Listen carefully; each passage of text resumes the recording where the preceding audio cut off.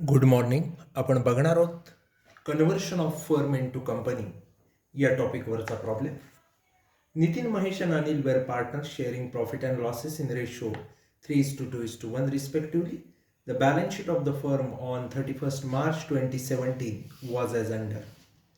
चार कॉलम्स आहेत. Liabilities amount, asset amount, अर्थात बॅलन्स शीट दिलेली आहे 31 मार्च 2017ची.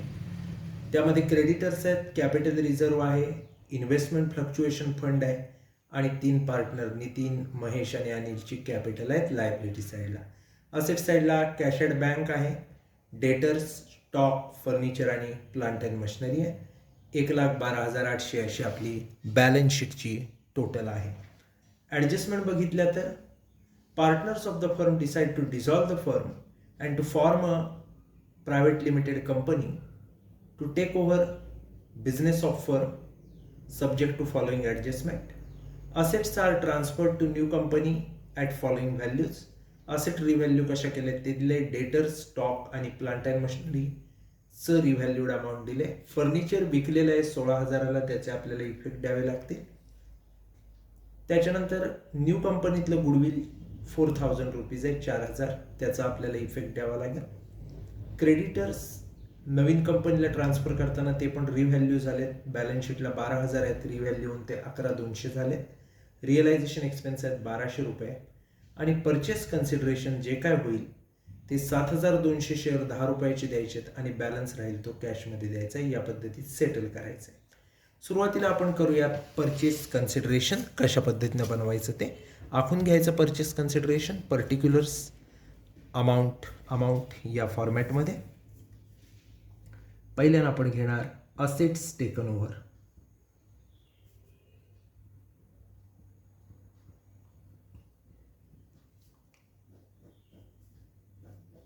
आता असेट टेकन ओव्हर घेत असताना कोणत्या कोणत्या असेट आहेत बघूया. 1 बाय 1 बघा. कॅश आणि बँक बॅलन्स इथून सुरुवात झालेली आहे, पण ते आपण घ्यायचे नाही आहेत. याचं कारण असं, ज्या असेट टेकन ओव्हर झाल्या आहेत तेवढ्याच आपण इथं घेतो.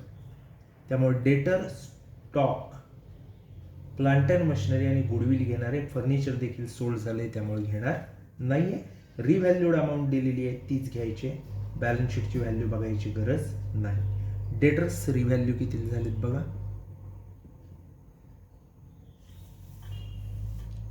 डेटर्स 28,000. त्याच्यानंतर दुसरा आहे स्टॉक. हा रिव्हॅल्यू झाला आहे 20,000ला. त्यानंतर प्लांट अँड मशिनरी.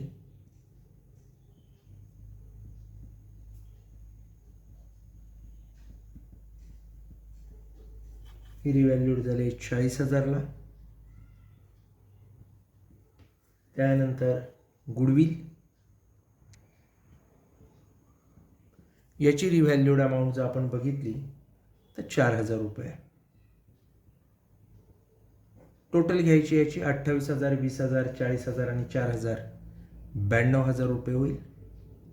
याला म्हणायचं टोटल असेट्स टेकन ओव्हर. आता काय करायचं, या असेट टेकन ओव्हरमधनं लायबिलिटीज टेकन ओव्हर मायनस करायच्या. Less number 2 liabilities taken over. आता लायबिलिटीज टेकन ओव्हर बघत असताना कोणत्या कोणत्या लायबिलिटीज आहेत, तर क्रेडिटर्स आहेत,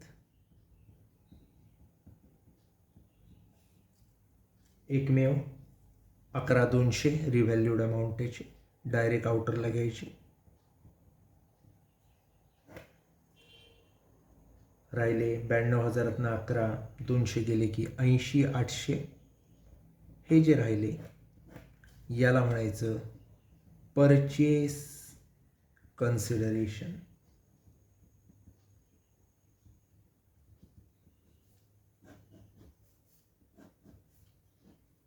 अशा पद्धतीने आपण परचेस कन्सिडरेशनची अमाऊंट काढली 80,800 रुपये. आता याची सेटलमेंट आपल्याला करायची. कशी करायची बघा.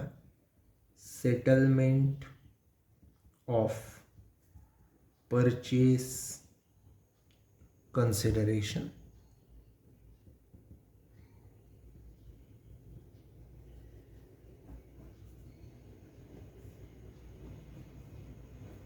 दोन गोष्टी द्यायच्यात आपल्याला. इक्विटी शेअर किती द्यायचे तर 7,200 आपल्याला दिलेले आहेत इक्विटी शेअर्स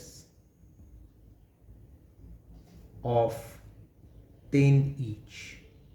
7,200 गुणिले 10 म्हणजे 72,000. त्याच्यानंतर उरलेली आपण देणार आहे कॅश आणि टोटल आपल्याला पाहिजे 80,800. 80,800तले 72 गेले म्हणजे राहिले 8,800. तेवढे आपल्याला काय द्यायचे कॅश द्यायची आहे. तर अशा पद्धतीनं आपण हे परचेस कन्सिडरेशन त्या ठिकाणी काय करणार आहोत सेटलमेंट करणार आहोत त्याची. इथपर्यंत आपण आलेलो आहोत. आता आपल्याला वेगवेगळे अकाउंट्स त्या ठिकाणी काय करावे लागणार आहेत बनवावे लागणार आहेत. अकाउंट्स बनवत असताना पहिलं बनवायचं आहे रिअलायझेशन अकाउंट. रिअलायझेशन अकाउंट नंतर पार्टनर्स कॅपिटल ज्याच्यामध्ये 3 पार्टनर आहेत नितीन, महेश आणि अनिल. त्याच्यानंतर लिमिटेड कंपनीचा अकाउंट पर्टिक्युलर्स अमाऊंट आणि शेवट बँक अकाउंट पर्टिक्युलर्स अमाऊंट. अशा पद्धतीत 4ही अकाउंट आपल्याला काय करायचे बनवून घ्यायचे आहेत. आणि हे अकाउंट्स बनवून झाल्यानंतर पुढचा जो भाग असणार आहे ज्याच्याकडे आपण येणार आहोत तो म्हणजे वेगवेगळ्या ज्या काही अमाऊंट्स आहेत त्याची पोस्टिंग म्हणा एंट्री म्हणा त्या अकाउंटला आपल्याला काय करायचे तर करून दाखवायची आहे. सुरुवात करूया आपण. सुरुवात करत असताना पहिला आयटम बघा. पहिला आपल्याला ओपनिंग बॅलन्स लिहावे लागतील कॅपिटल अकाउंट्सचे. आता जर आपण बघितलं तर तिघांचे कॅपिटल्स आहेत त्याचे ओपनिंग बॅलन्स आपण घेऊया. By balance brought down Nitin, Mahesh आणि अनिल 45, 30 आणि 15. 45,000, 30,000, 15,000. त्याच्यानंतर कॅशचा ओपनिंग बॅलन्स बँकचा ओपनिंग बॅलन्स जो आहे तो आपल्याला घ्यायचा आहे. तो देखील आपल्याला दिलेला आहे क्लिअर कट 8,800 रुपये. तर पहिली स्टेप आपण केली पार्टनर्स कॅपिटल अकाउंट आणि बँक अकाउंटचे जे ओपनिंग बॅलन्स होते ते आपण घेतलेले आहे. दुसरी स्टेप आता आपण करणार आहे. दुसरी स्टेप काय आहे तर जे काही असेट आहेत त्या रिअलायझेशन अकाउंटच्या डेबिटला ट्रान्सफर करायचे आहेत. बॅलन्स शीटच्या सगळ्या बॅलन्स शीटच्याच अमाऊंटला एक्सेप्ट बँक. याचं कारण असं की त्याचं आपण सेपरेट अकाउंट काढलेलं आहे. So to sundry assets bank सोडली तर 3 असेट शिल्लक आहेत जे आपण घेतोय. डेटर्स इथं बॅलन्स शीट व्हॅल्यूलाच घ्यायचे सगळं. डेटर्स बॅलन्स शीटला आहेत 30,000 30,000. स्टॉक 24,000. त्यानंतर प्लांट अँड मशिनरी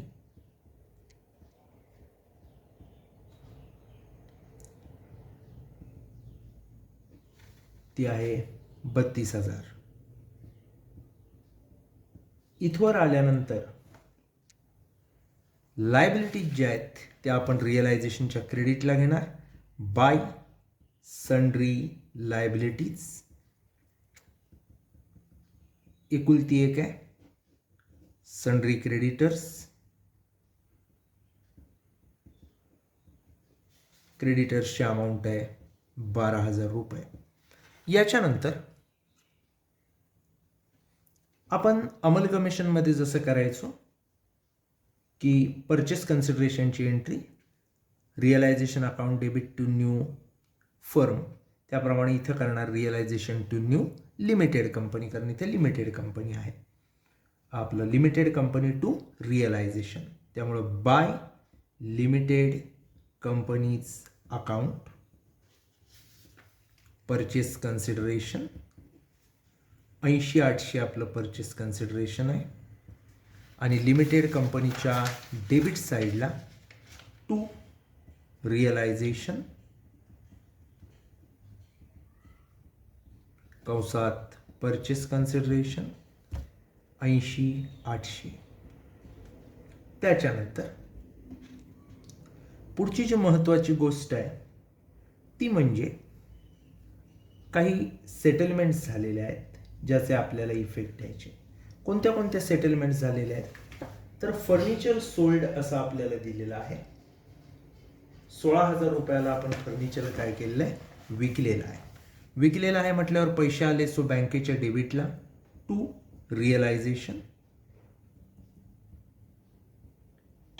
कंसात सेल ऑफ फर्निचर 16,000. दुसरा इफेक्ट रिअलायझेशनच्या क्रेडिटला बाय बँक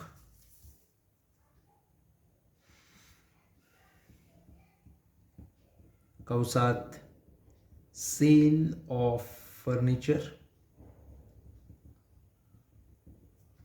16,000 अशा पद्धतीने. त्याच्यानंतर पुढची महत्त्वाची गोष्ट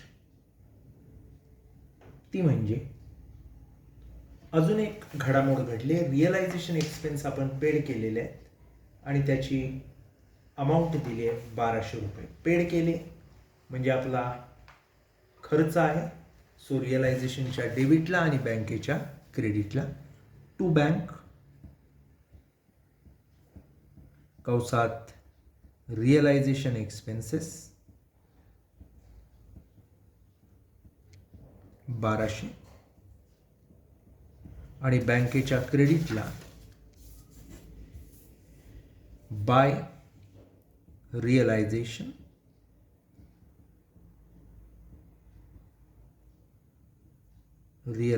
एक्सपेन्स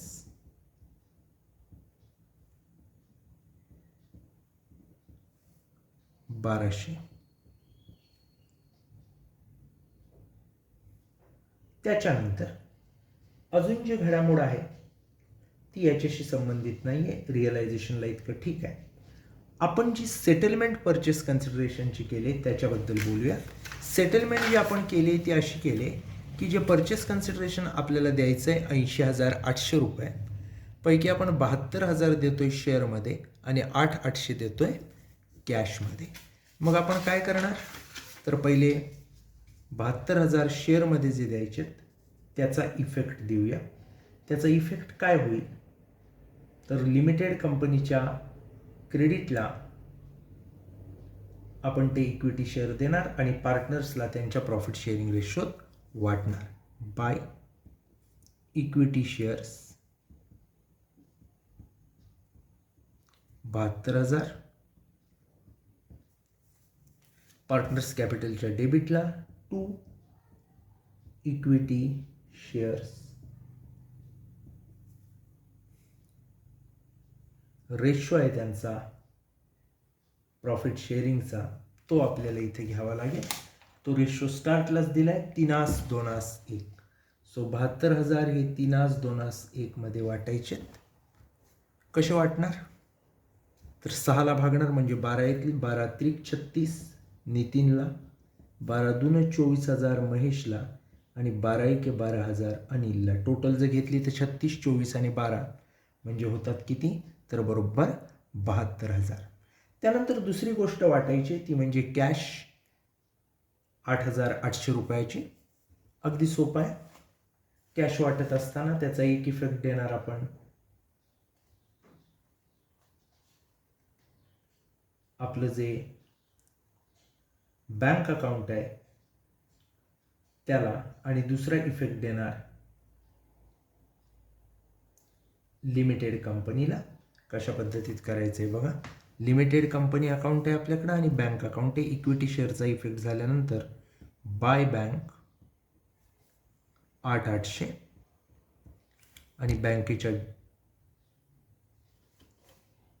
दुसरा जो इफेक्ट आहे तो डेबिटला येईल to limited company account 8,800.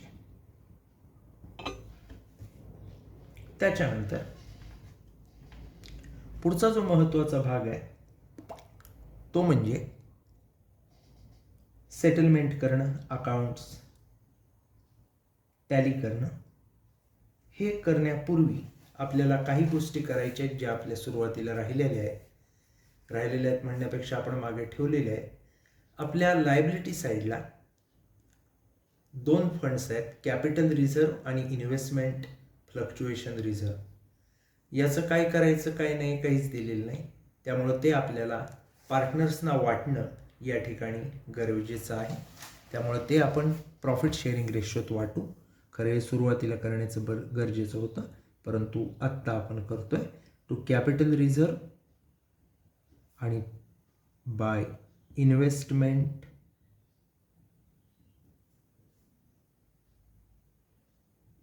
Fluctuation reserve.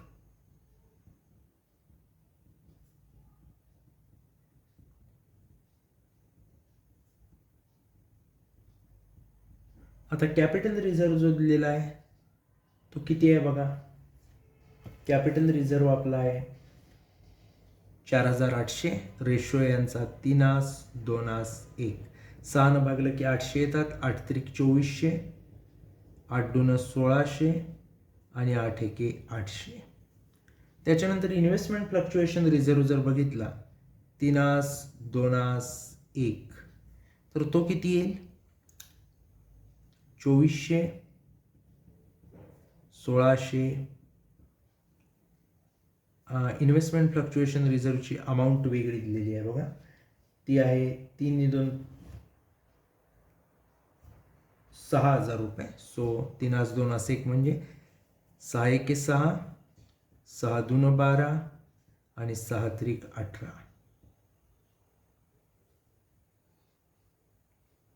1,000, 2,000 आणखीन 3,000. 3 2 5 आणि 1 6. अशा पद्धतीने आपण हे वाटप केलेलं आहे. आता आपल्याला करायचं आहे टॅली. पहिलं रिअलायझेशन अकाउंट म्हणजे आपल्याला प्रॉफिट लॉस तिथे मिळेल. रिअलायझेशन अकाउंट ज्यावेळी आपण टॅली करू 1,08,800 क्रेडिटची टोटल आहे. या 1,08,800 मधना 3 फिगर्स डेबिटच्या आपण घालवल्या तर शिल्लक किती राहतात. तर 3,600 शिल्लक राहतील. त्याला म्हणायचं to partners capital account. Partners capital account जर आपण बघितले तर 3 पार्टनर्स आहेत आपले, नितीन, महेश आणि अनिल. 3:2:1 रेशोत आपल्याला हे वाटप करायचं आहे. प्रॉफिट आलाय 3,600. त्याला 6 भागलं की 600 येतात. 6 1 600 अनिलचा, 6 2 1200 महेशचा आणि 6 त्रिक 1800 नितीनचा. सो 3,600 आले. 1800, 1200, 600 या तिघांना वाटायचे कॅपिटल अकाउंटच्या क्रेडिटला. बाय रिअलायझेशन अकाउंट कौसात म्हणायचं प्रॉफिट 1800, 1200, 600. कॅपिटल अकाउंट्स आता आपल्याला काय करायचे आहेत, टॅली करायचे आहेत. कॅपिटल अकाउंट टॅली करत असताना पहिली टोटल बघा किती येते, 52,200 येते नितीनची. महेशची बघितली तर 34,800 येईल आणि अनिलची बघितली तर 17,400 येईल. नितीन 52,200 मधना 36,000 गेले की 16,200 राहतात. महेशचं बघितलं तर 34,800 मधना 24,000 घालवले की 10,800 आणि अनिलचं 17,400 मधनं 12,000 घालवले की राहतात 5,000 400. हे जे राहतं ते आपण कुठे घेणार? बँक अकाउंटला.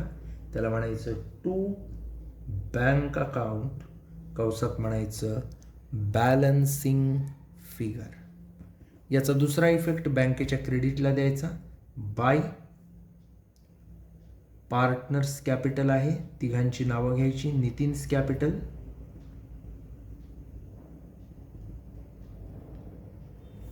$16,200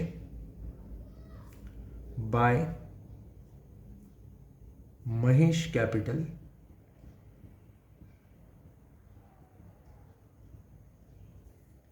$10,800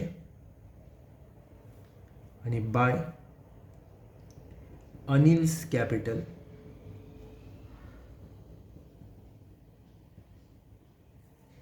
$5,400.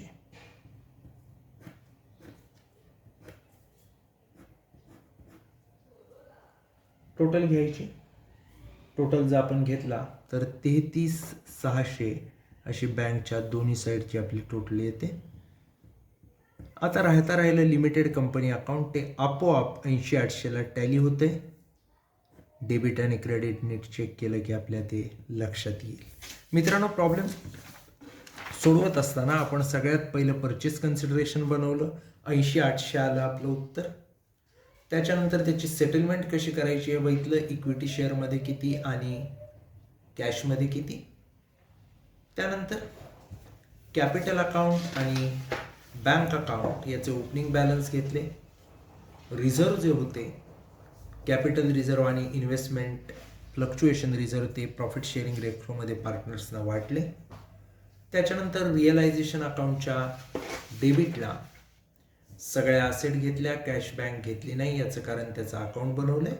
एकमेव लायबिलिटी जी क्रेडिटर होती ती रिअलायझेशनच्या क्रेडिटला घेतली. हे बॅलन्स शीट व्हॅल्यूला केलं. त्याच्यानंतर परचेस कन्सिडरेशनची एंट्री केली. रिअलायझेशनच्या क्रेडिटला आणि लिमिटेड कंपनीच्या डेबिटला आपलं जे परचेस कन्सिडरेशन 80,800 आहे ते घेतलं. त्याच्यानंतर सेटलमेंट ऑफ परचेस कन्सिडरेशन करत असताना